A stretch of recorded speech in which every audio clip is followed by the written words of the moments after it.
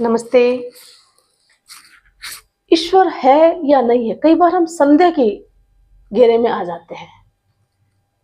निर्गुण धारा के कई संत होते हैं, कई सगुण धारा के होते हैं, परंतु आराध्य को तो सभी पूछते हैं अपने अपने ध्यान, अपने अपने हिसाब से, एक निष्ठ भाव से। पर कई बार हम संदेह के घेरे में गिर जाते हैं और ऐसा अविश्वास कर बैठते हैं कि ईश्वर पता नहीं है कि नहीं, हम जो कर रहे हैं वो भगवान सुन रहा है कि नहीं, है ना। तो ईश्वर को किसी ने देखा या नहीं देखा, इस बात को हम ऐसे सोचते हैं, परंतु ये जो सृष्टि है पूरी, ये सृष्टि यूं ही थोड़ी बन गई। एक सांस तक हम नहीं ले सकते, एक पत्ता भी नहीं हिलता। बड़ी जो है ईश्वर की जब कृपा होती है ना, तभी हम ये जो हमारा शरीर है वो अच्छे से चल सकता है। अगर ईश्वर की अनुकंपा न हो तो है वैसे ही रह जाएंगे, है ना। और ये जो हम कर्म कर रहे हैं, हम अपने प्रारब्ध के हिसाब से कर रहे हैं। हमें कई बार जो है कई कठिनाइयों का सामना भी करना पड़ता है, तो हम एकदम भावुक हो जाते हैं और ईश्वर से विश्वास उठा देते हैं। ऐसा नहीं, ईश्वर तो है। ईश्वर को केवल अनुभव करने की आवश्यकता होती है, वो हमें ध्यान लगा करके। जब हम एक पूजा करते हैं ना, तो केवल ऐसे नहीं कि हमने दीपक जला दिया और अगरबत्ती जला दी, हो गई पूजा। पूजा कभी ऐसे नहीं होती। हम अंतर मन से ईश्वर को यदि याद करते हैं ना, और वहां बैठकर कुछ समय हम ध्यान या भगवान की माला फेरते हैं, ईश्वर का नाम लेते हैं, तो हमारा अंतर मन से इतने सुंदर भाव जागते हैं, भगवान की छवि हमें देखने को मिलती है। या भगवान को हम जब खाना खिलाते हैं, भोग लगाते हैं, दूध पिलाते हैं, मिश्री मेवा खिलाते हैं, तो आंख बंद करके कुछ समय हम जब वहाँ 5-7 मिनट खड़े रहते हैं ना, तो ऐसा लगता है भगवान निश्चित रूप से आ रहे हैं और उसको खा रहे हैं। ये अनुभव करने की बात होती है, संदेह से बाहर निकलने की जरूरत होती है। ऐसे ही एक सुंदर सी प्रेरणादायक जो बात है, प्रसंग है, वो आपके बीच में पढ़ रही थी पुस्तक, तो मुझे अच्छा लगा कि बहुत जरूरी आज की युवा पीढ़ी के लिए। आज विज्ञान का युग है, तर्क का युग है, और ऐसे में बहुत देख रही होंगी कथावाचकों के में अंदर बच्चे भी आ रहे हैं और लोग ईश्वर के प्रति कलयुग में खूब भक्ति कर रहे हैं, फिर भी कई तर्क वितर्क जो है लोगों के मन में चलते रहते हैं। तो नरेंद्र, जो स्वामी विवेकानंद थे, केवल नरेंद्र थे उस समय, और उनको गुरु मिले रामकृष्ण परमहंस।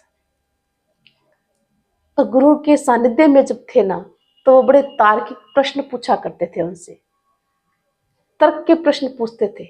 एक बार मन हुआ और गुरु को कहने लगे, गुरु जी, क्या ईश्वर होते हैं, ईश्वर है? अब मन में कुंठा थी, कई दिनों से सोच रहे थे। बच्चे के मन में होती है तो उस जिज्ञासा को शांत भी हमें, जैसे बच्चों को घर में हम कई बार, बच्चे तो क्या बड़े जो है जिज्ञासु प्रवृत्ति होते हैं, और माता पिता से जब प्रश्न पूछते हैं ना, तो हमें उनको समझ के उनके प्रश्नों का उत्तर देना चाहिए। गुरु जो है अपने शिष्य को किस प्रकार से देखो प्यार से समझाते हैं, कहते हाँ ईश्वर तो है ही, ये सत्य है। तो बोले, क्या आपने ईश्वर को देखा है? तो रामकृष्ण परमहंस ने बड़ी सहजता से उत्तर दिया नरेंद्र को। कहा कि जितनी स्पष्टता से मैं तुम्हें देख रहा हूं बेटा, उतनी ही स्पष्टता से मैं ईश्वर को देख सकता हूं। बड़ा आश्चर्य हुआ, चकित हुआ नरेंद्र को। और गुरु के प्रति आत्मविश्वास, गुरु के प्रति श्रद्धा और सच्ची बातों का उनके जीवन पर इतना प्रभाव पड़ा कि तर्क और विज्ञान को छोड़ करके वो ईश्वर में विश्वास करने लग गए और उनका जीवन ही बदल गया। उन्होंने अनुभव किया कि हम अनुभव के माध्यम से ईश्वर को अनुभव कर सकते हैं, केवल ध्यान और सच्ची भक्ति से। तो अब नरेंद्र देखो किस प्रकार से, नरेंद्र से स्वामी विवेकानंद बने। जब इस रास्ते वो चले, उनको स्वामी विवेकानंद की पदवी मिली।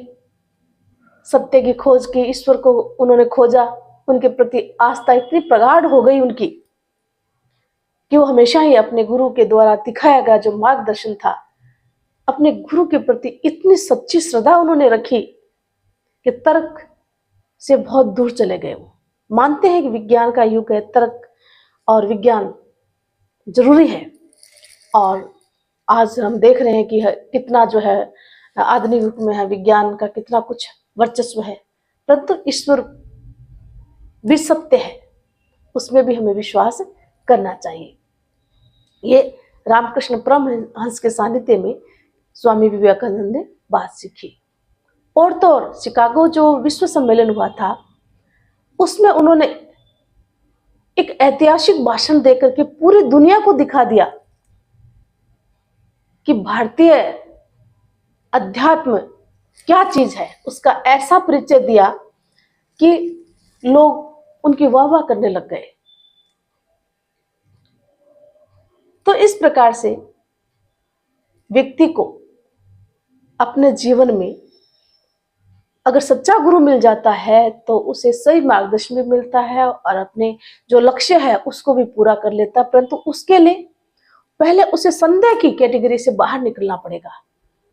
संदेह से दूर होकर के सत्य की खोज की जा सकती है, अपने उद्देश्य को प्राप्त किया जा सकता है।